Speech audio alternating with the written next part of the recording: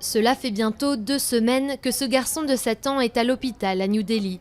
Il a contracté la dengue, une infection transmise par les moustiques et qui peut être mortelle. L'état de ce patient s'améliore, mais cela n'enlève rien à la colère de sa mère. Le gouvernement ne fait rien pour lutter contre la dengue. Et au lieu de diminuer, le nombre de malades ne fait qu'augmenter d'année en année. Il n'y a plus de lits dans les hôpitaux. Les patients souffrent et leurs familles aussi.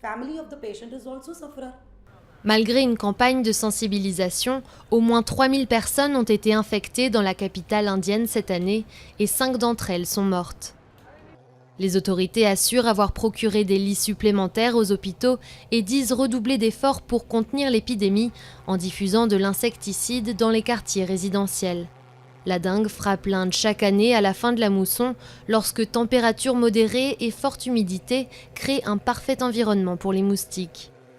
L'épidémie a été particulièrement sévère cette année et les hôpitaux débordent de patients avec les symptômes classiques, fièvre, maux de tête et douleurs musculaires.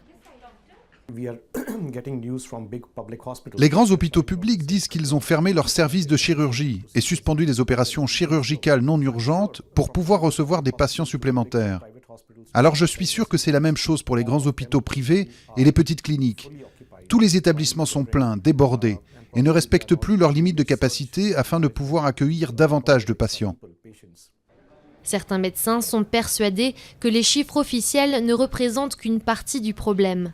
Le gouvernement de New Delhi n'enregistre que les cas positifs à l'un des 2 tests de détection de la dengue. Mais les anticorps n'apparaissent dans le sang que plusieurs jours après l'infection et à ce stade, presque 80% des patients sont déjà en rémission chez eux.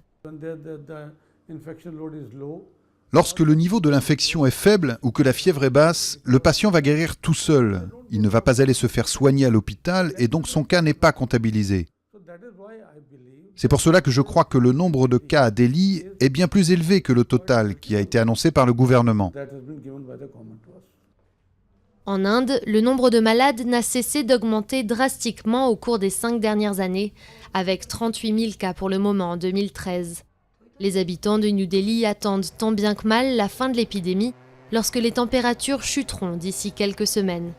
Mais ils savent que la menace sera une nouvelle fois de retour l'année prochaine à la même époque.